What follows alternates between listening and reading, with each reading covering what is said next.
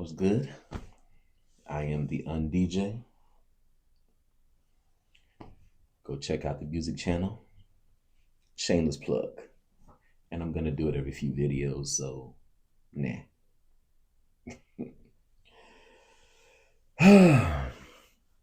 This channel is called Confessing Lies or Telling Stories. Today, we're gonna confess a lie. I was a vigilante. Not once, but twice in my life. First time was out of immaturity and anger. The second time, it was out of immaturity and anger. The first one, and I said I wasn't going to really get into childhood stuff, but I decided that in order to let you know just how I became such a colorful adult, still wearing masks and playing stuff like that, you need to understand what kind of wild child I was. When I say wild, I didn't get in trouble or anything like that. Not because I didn't do anything. I was just good. And I learned early on that good grades and good behavior in school pretty much made up 80% of who people thought you were. And I use it to my advantage. That's exactly what I did. So, at the age of 11, I learned how to sneak away from the supervision that I had. And I was nocturnal. I don't know if I was born that way, but I've always preferred the nighttime. And I could stay up way longer than most people.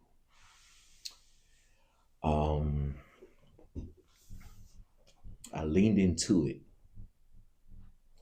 the not sleeping thing, the going without sleep and staying up all night. I leaned into it around the age of 8. At 8, I decided I didn't want to sleep anymore. And it was because I was in health class.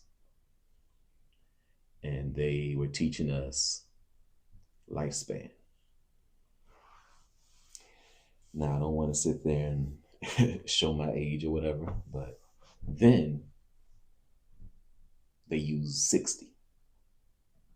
60 was the age they used to teach us. And it's because it breaks down nicely into threes, 20, 20, and 20. First 20 years, they taught us about, how we become adults, what happens to us. And then 20 to 40, they teach us about how we learn and gain wisdom. And then 40 to 60, they taught us about, reflection, hindsight. 2020, I guess. You start thinking about the mistakes you made and you learn how to do it better where you're supposed to. And in health class, they taught us about, what it takes to live a long life. Eat right, exercise, sleep. Those were the 3. And then they started teaching us, how much sleep we're supposed to get, which is, it was 8 hours a day, recommended. 8 hours, which also breaks down into 3 parts. That's 24 hours, 3/8. So I remember sitting in class at 8 years old, and I was a good student, so I paid attention. I listened to everything. And math is my thing. I love numbers because numbers don't lie. They can't. They don't have mouths, number 1. And number 2, you do the right arithmetic, they're going to tell you the truth every time. So I love numbers. Took to numbers immediately. They told us that You need to sleep for 8 hours a day. That leaves you 16 hours to be awake, I guess. Um, to an 8-year-old who doesn't know any different or any better, sleep looks a lot like the end. And you know what the end is. I can't say the word. I'm still trying to get monetized here. Work with me. Sleep looks a lot like the end to children. I'm a child with a very special mind, a mental condition, and a very unique upbringing. So my imagination and my mind works more than overtime at this point. So the moment they gave me those numbers, I'm doing the math. And then I realized that out of 60 years of life,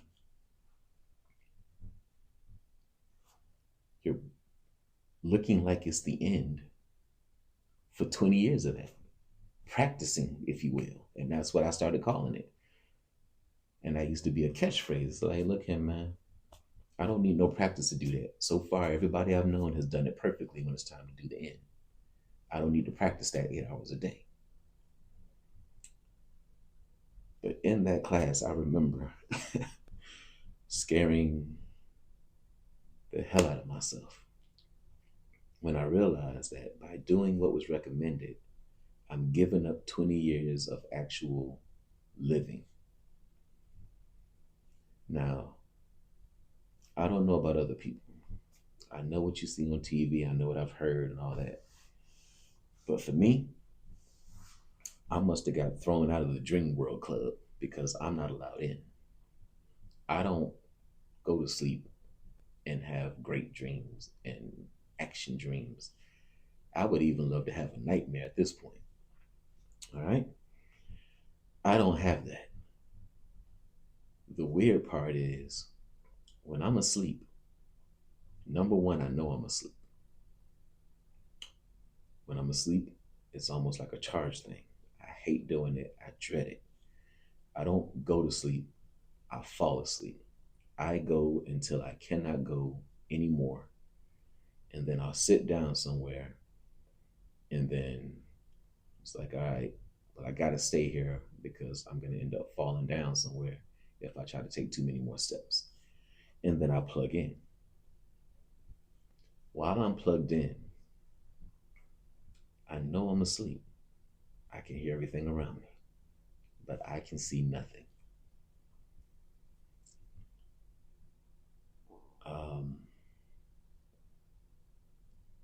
This causes me to be in a situation where it's almost like sensory deprivation.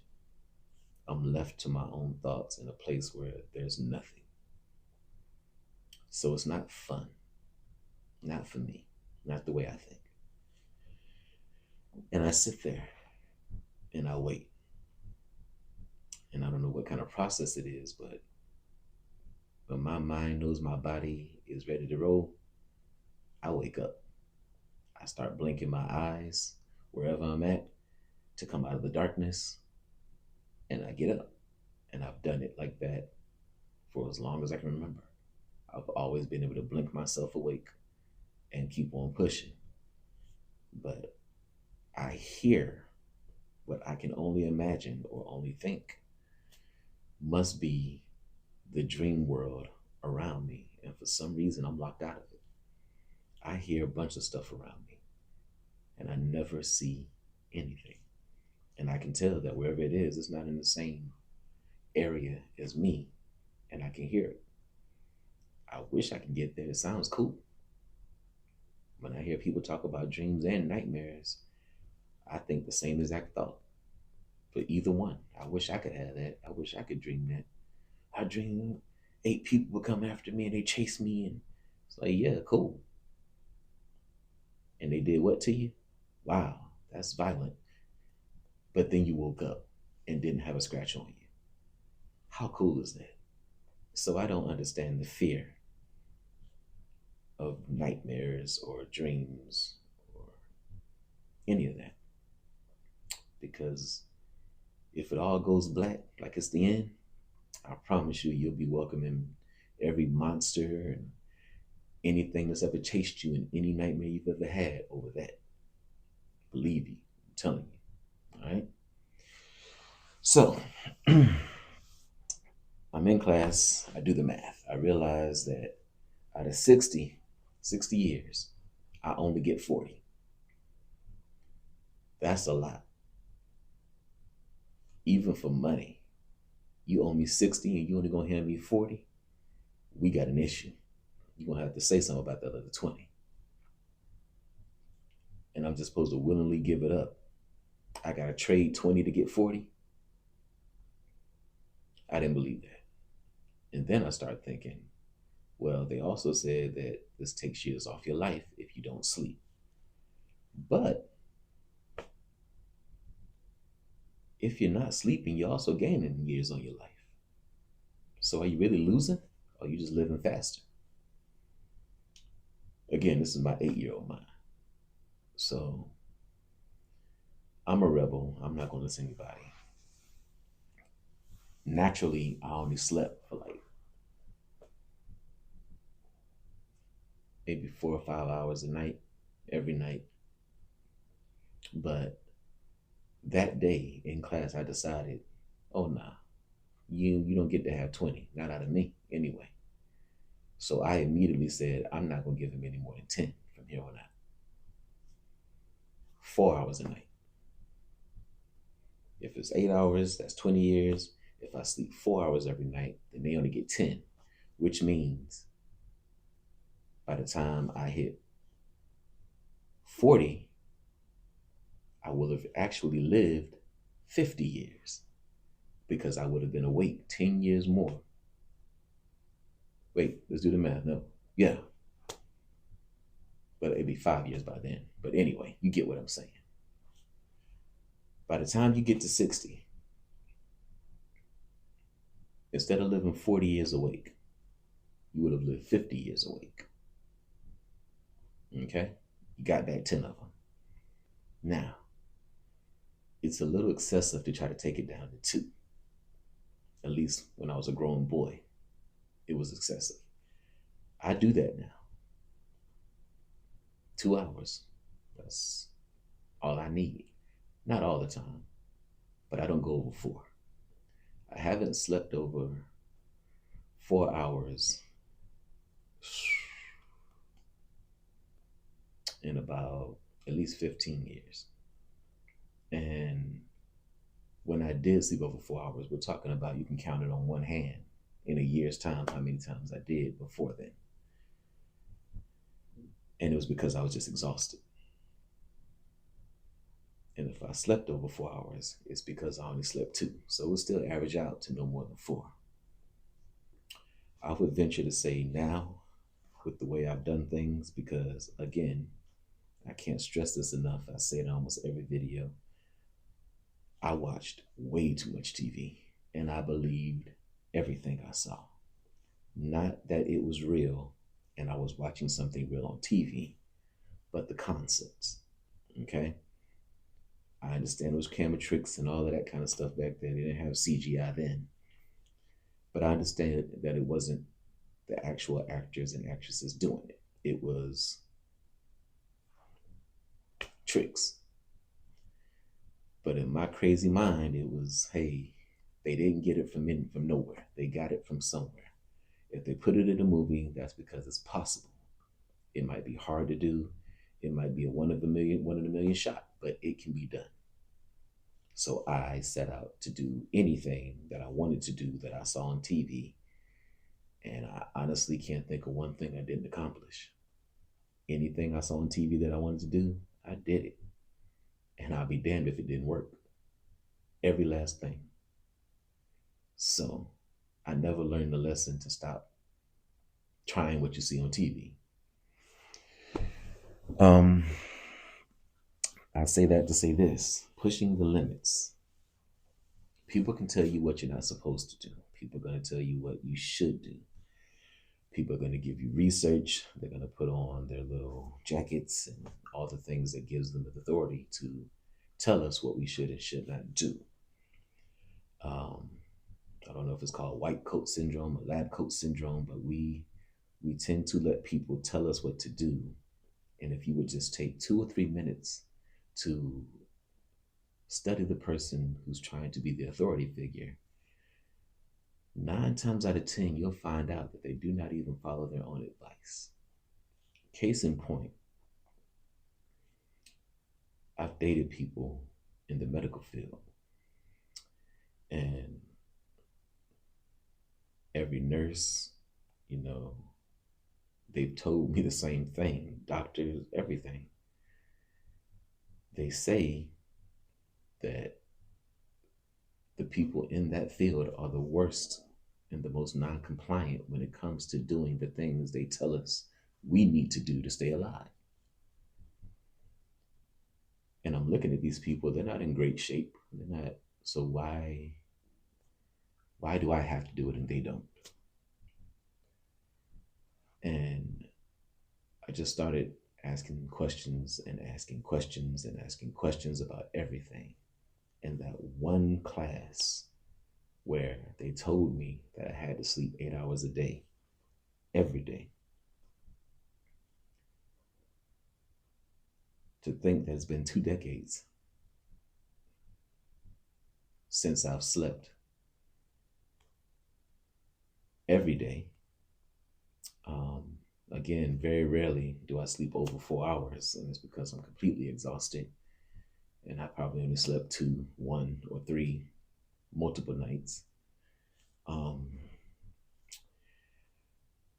Then I realized you didn't have to sleep every day. Men in Black showed me that. What? 36-hour day? You can just do that. And it never dawned on me that you can just not. 24 hours in a day, not mine. 36. I saw it in a movie, so I started out at 36. And then I went up to 48, and I even went up to 72. There was a period in my life where I would not sit there and sleep every day. And I would not sleep any less or any more than every 3 days, every 72 hours. And I've built up that tolerance since then. Now, there's a few more things that I want to discuss about things like that, because that's dangerous. You need to get your sleep, okay? I'm not sitting here telling you not to sleep. I don't want to tell you to try anything crazy. I'm just letting you know that because of my mental condition, pushing the limits comes along with breathing. I'm going to do it. And I've pushed myself far past the limits that people say could cause serious damage, and nothing happened to me. I pushed the limits with food, water, sleep, pain tolerance, alcohol consumption. But that's a whole nother video.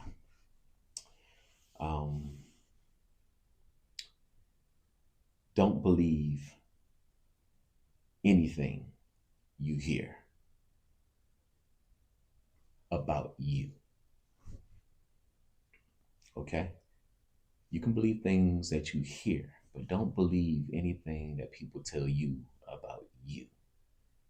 People in general probably need around 8 hours of sleep every day, but there are outliers in every category, everywhere. People that are just faster than humanly possible that we thought. People who could just jump, lift, do crazy things. I mean, you go online and you see so many amazing people doing so many amazing things. Yet we still seem to fall into this category where we get up, we do this, we go to sleep. You're losing life. You're giving it away. You're practicing for something that you're going to do perfectly when it's time to do it.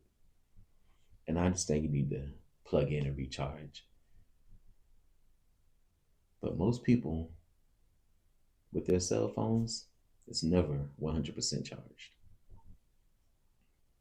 I know people whose cell phones never make it past 20% on the charge because they're on it all the time.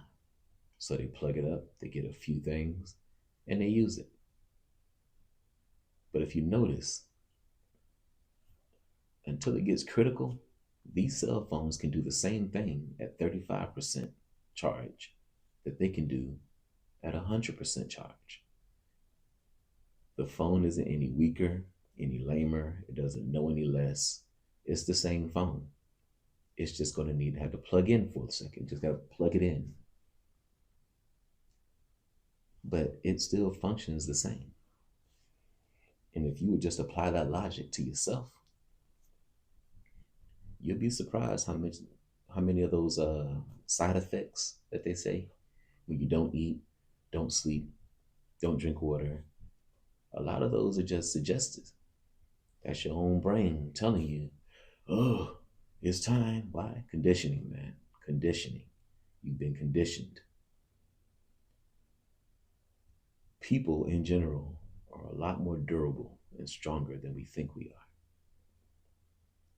And there's nothing wrong with reminding yourself that there's a reason why we have occupied and owned this planet for as long as we've been here. It's because we can do crazy things when we need to. And I'm not saying go out there and jeopardize your health or do things for no reason. I'm saying don't ever think you can't. That is an overused word.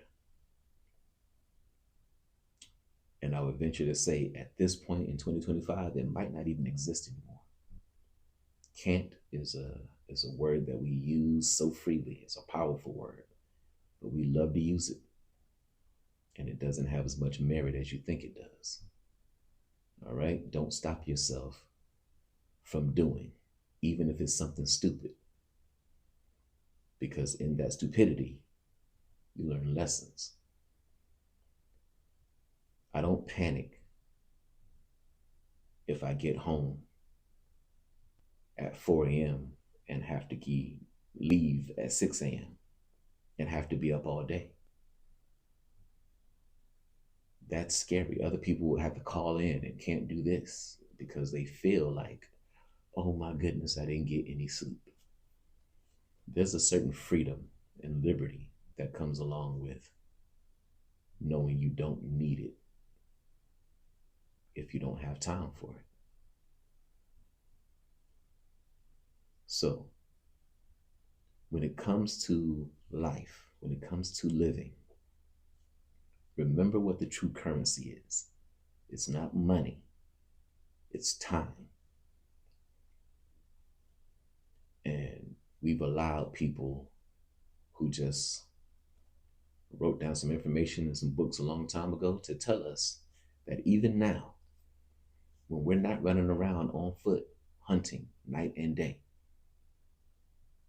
we still need 8 hours a day.